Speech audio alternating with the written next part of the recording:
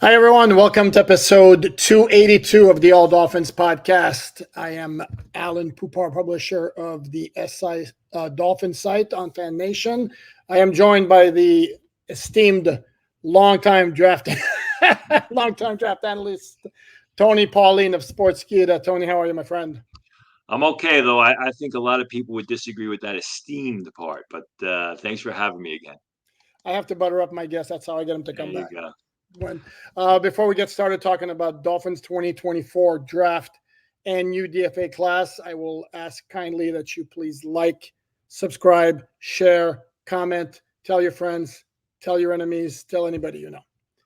That out of the way.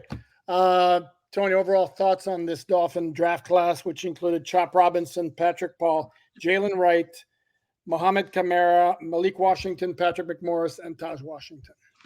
Well, except for Patrick McMorris, the safety from Cal, it fits the and you can say Patrick Paul, I guess. It fits what the Dolphins want in the sense that there's a lot of speed, there's tremendous quickness. Not the biggest guys in the world at the receiver we'll talk about, but guys that can separate and catch the ball. No, and they do like their speed. Ooh, they do like their speed. I mean, I will have to do this. I haven't done one of these this week, and it's not working. So maybe it's a signal I should stop doing it. I was trying to do my floating hearts, but it's not working. Let's start with the very polarizing Chop Robinson, who some fans on Twitter have suggested looks like Tarzan, plays like Jane, based on his college production. Your thoughts on him?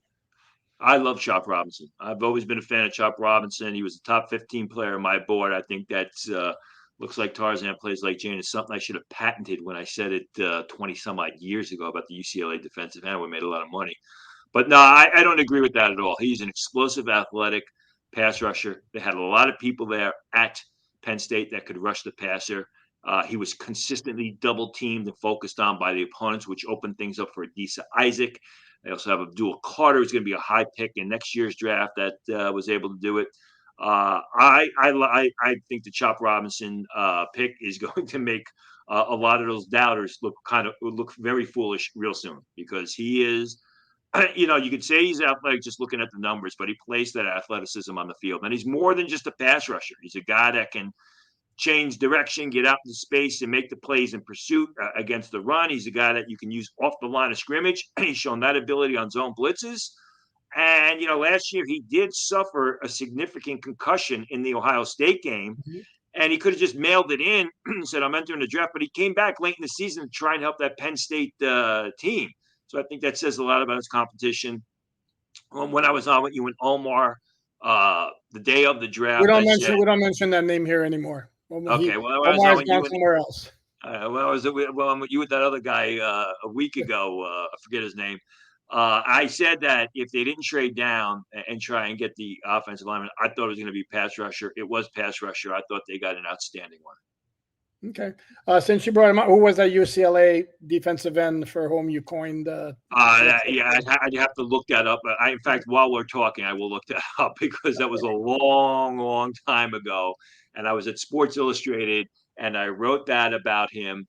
And people were quoting me back to me. What was that? When Harry Met Sally? When people quote me back to me, and I kind of laughed when I heard it. It was Kenyon Coleman. That was the name, Kenyon Coleman. I remember the name. I don't remember his NFL career, which kind of proves your point, but I do remember the name. There you go. Okay. So how quickly do you think, because he very well may be needed pretty early because of the concerns with Bradley Chubb and Jalen Phillips. Sure. How quickly do you think he could make an impact, and what kind of contributions could he make immediately? Well, yeah, I mean, that's I don't know, but I think he will be able to play very early.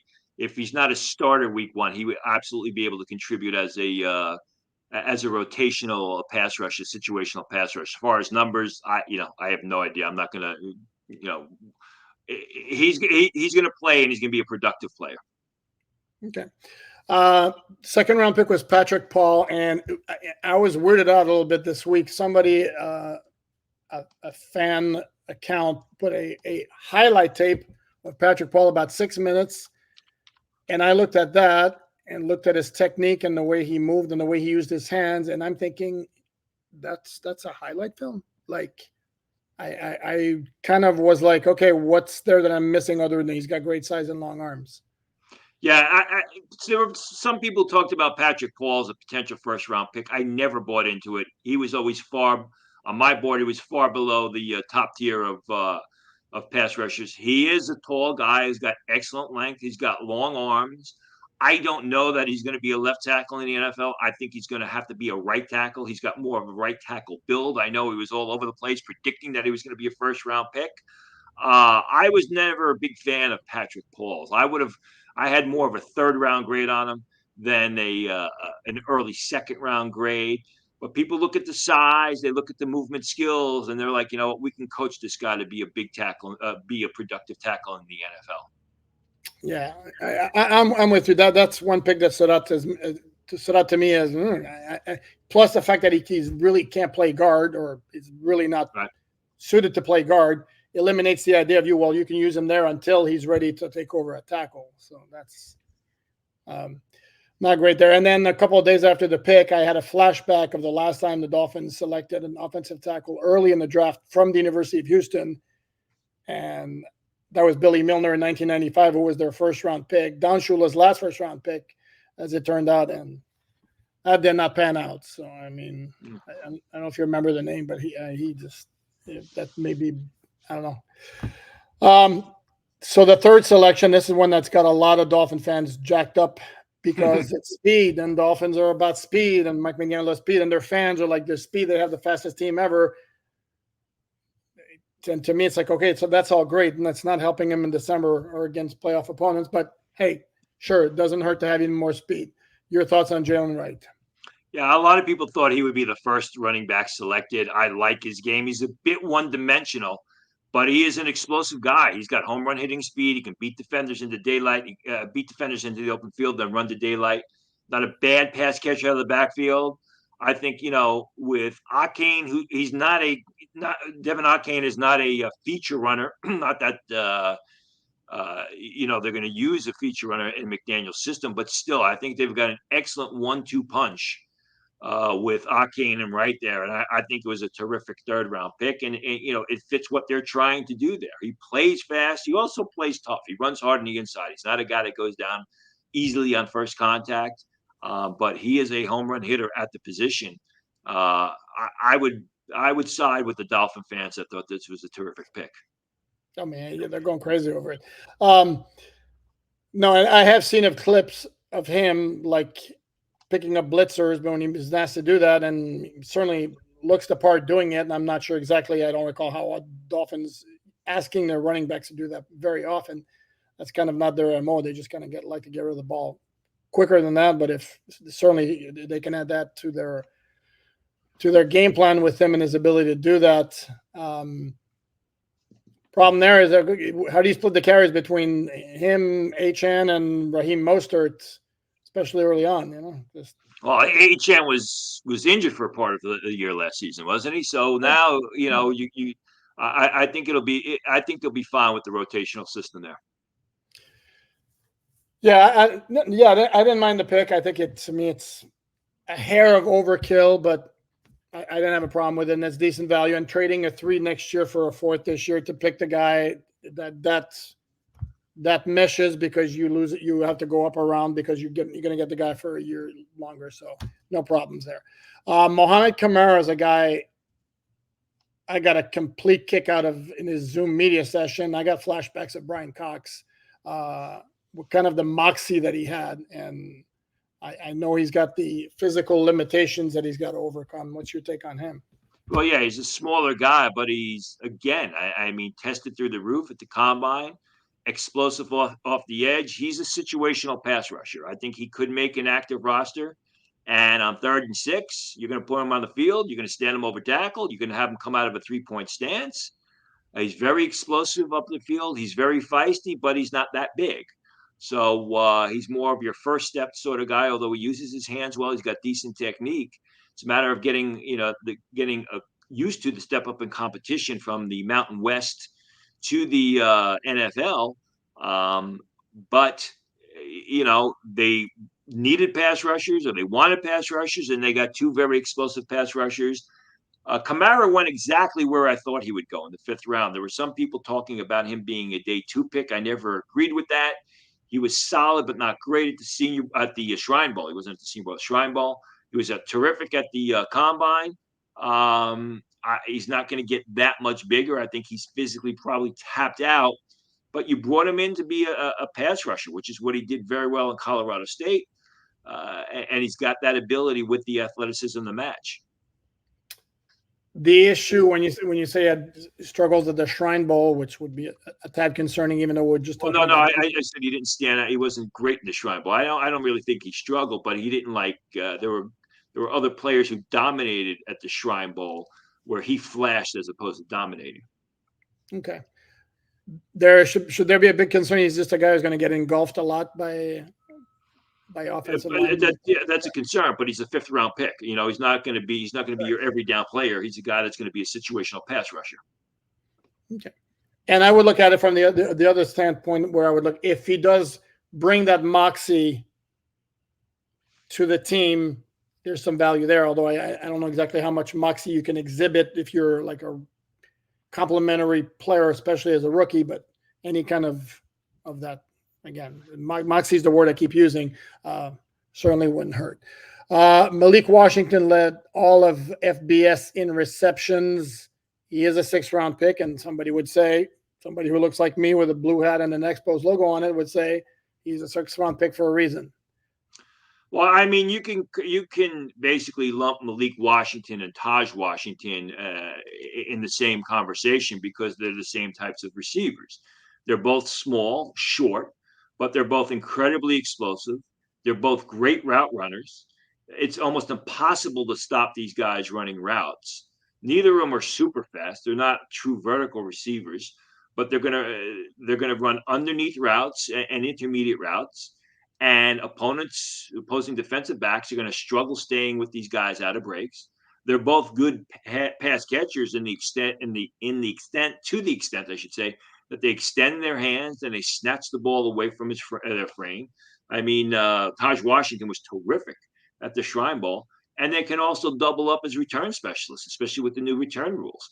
So you're looking at, I think either of these guys are better than Braxton Berrios, who's been around for a while. I think they are more polished, they're more complete. So you're looking at your 4th and 5th receivers or your 5th and 6th receivers, depending on how many receivers they keep on the active roster. I think they kept 6 last year, right? They only kept 2 tight ends. You would know that better than I would. So if they keep 6 receivers, I think both of these guys have a chance to make the active roster. Yeah, and well, in that vein, they weren't helped by the move Friday to sign Odell Beckham Jr., which was a move that had been in the works for a while now. The Dolphins just wanted to get him at their price, and OBJ eventually, realized or decided this is the right move for me. You figure he slides in at number 3. I can tell you, Mike McDaniel loves River Craycraft, who he's had for a couple of years now. I have a hard time seeing him not make the team. And then the big wild card in the whole thing is Eric Ezukama, who missed pretty much all of last year with a neck injury, but looked good at times in the preseason. The Dolphins used him a little bit to run the ball. There was some, and I got in trouble for saying this, there was some Deebo Samuel element to the way they were using him. He's not Deebo Samuel, but there were some elements there. So if he becomes a factor there, I think it's going to be tough for both of the Washington draft picks to make the team. But it's good to know that there's some potential there. And the last guy is Patrick McMorris, the safety from Cal, who from where I had seen was a priority free agent type of projection. I had him as a late rounder. I mean, he's your prototypical or your traditional strong safety type. He's got excellent size. He's tough. He's instinctive. Gives it up against the run. Good in coverage, but he's not a sideline to sideline safety or defensive back. He doesn't have that great range. You're using him more in a zone system. You're using him more between the numbers, more of a downhill type of situation. So if they're looking for a backup strong safety, I mean, McMorris is your guy. He's the type of player that's going to have to make it on special teams, on coverage units. But he's got some ability, and he was a good college player. He's just not super fast.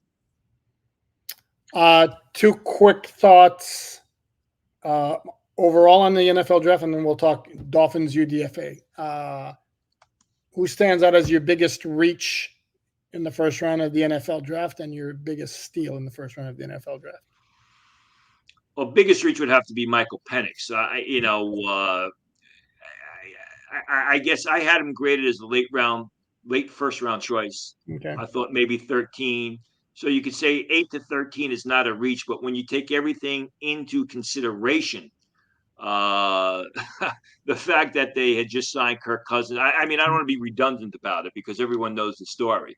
But I just thought that if you want to say, well, it wasn't a reach, then you can say it was a nonsensical pick. It didn't make a whole lot of sense to me from a variety of reasons. So I thought that was, let me just pull up my board here real quick. I thought that was a little bit crazy. Really everything else went, I think, as people would say, Ricky Pearsall at 31 could be a reach, but I had been reporting in the weeks up to the draft that Ricky Pearsall was rising faster than any other receiver, and he was going to go early second round. He went late first round. I don't know what the Carolina Panthers were thinking when they traded back up. They traded up one spot to get Xavier Legette, the receiver from South Carolina, who I think is slightly overrated. I don't know that the Buffalo Bills, who owned the pick at that point, were going to take him. As far as steals, I think that Brock Bowers was a top 5 player in this draft overall. Going 13 is a major steal for the Raiders. I think Jared Verse at 19 is a steal. And I think the Eagles, getting the best cornerback in the draft and not having to move when they were talking about moving up to the Denver Broncos pick at number 12 to take Quinton Mitchell. They sit there, they get him at 22. Things always seem to fall the way that the Philadelphia Eagles want them to in the offseason. Yep, there's not a coincidence they always wind up among the competitive teams. The one that's struck to me also, the Penix move was more so because you just gave this big guaranteed contract to Kirk Cousins. That made no sense from that standpoint. The other one it's not only that you just gave the contract to Kirk Cousins. Penix is 24 years old, and he's had a history of debilitating injuries. So by the time Penix is ready to play or Kirk Cousins now, Penix going to be 27 years old. And maybe, and if he turns out to be your guy, maybe you have him for one more contract. No, I hear you. The other one that was very weird to me was Buffalo making the trade with the Chiefs in a big picture type of way. Why would you possibly help the team that's been your biggest roadblock to getting to the Super Bowl? And even if you didn't want to take, even if you're looking strictly at what you want to do, okay, that's fine, trade back and all that. But why would you make a trade with a team that's again the team that stopped you from reaching your goals for the past 5 years? To me, that boggles the mind. But maybe I'm just not only that is they took the player that everyone projected the Bills would take in Xavier Worthy. So you not only made a trade with Kansas City, but you gave them another weapon. Another explosive home run hitting weapon that if you get that far, you're going to have to defend against. It's not just a trade with the team. It's a trade to give up the player that the team took that probably could have helped you, the Buffalo Bills, as much. And then they come back at the top of round 1 and take Keon Coleman, who is a nice possession receiver. He's not a game breaker. He's a contested catch pass catcher. So, I think that I think you can absolutely question that move. My own personal feeling is the window for the Buffalo Bills is closing very quickly. And if they don't win soon and basically get to the next level, it's not going to be for a while for them. I don't totally disagree, but I think as long as Josh Allen is elite Josh Allen, the way he's been the last couple of years, I think they're a problem. Yeah, but who was Josh Allen a better quarterback in 2022 or 2023? When I look at Josh Allen last year, I wasn't good. A lot of mistakes, a lot of bad throws, especially compared to the prior year. So you're right. If you're at the top of the game, you got the quarterback. you need the other pieces. But in making that trade with Kansas City, you just made Kansas City a stronger team, and a non-stoppable offense even more unstoppable. No, I agree. I don't want to get into a debate with you. I would tell you that I think Josh Allen down the stretch was really, really good. But that's just me. And philosophically, I do not like the idea of trading against teams that you want to beat, like in division trades. When the Dolphins, unless it's a player that you don't think is going to make a big difference, like when the Dolphins traded Devonta Parker to the Patriots, for example, and this was before the Patriots took their nosedive, but Devonta Parker by that time was just not anymore like a very impactful player. So let's move on to the Dolphins UDFA, and this is the list I have, and I would just want you to tell me if there are anybody here whose name really jumps out as somebody who watch out for that guy could make an impact. So we have quarterback Gavin Hardison from UTEP, wide receiver Jaquan Burton from FAU, tight end Hayden Rucci from Wisconsin, center Andrew Meyer from UTEP, guard Matthew Jones from Ohio State, tackle Baron Matos from USF. He's a college basketball player.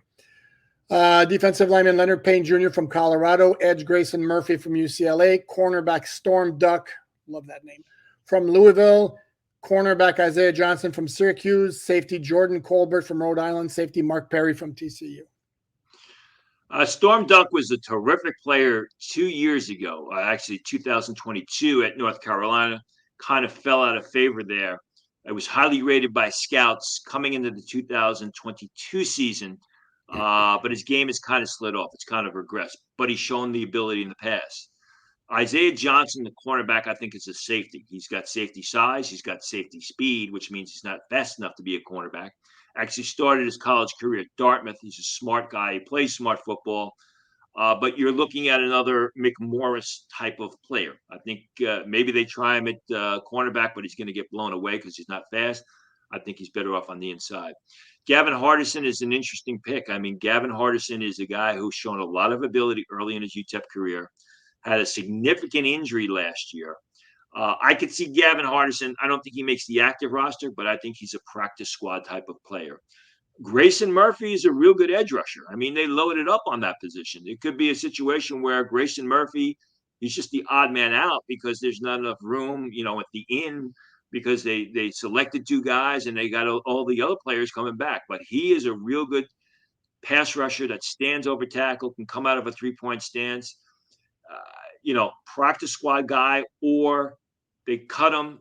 Somebody else picks him up on the waiver wire, and he makes another team's roster. Mark Perry, the safety, has shown good things as a traditional free safety in the past.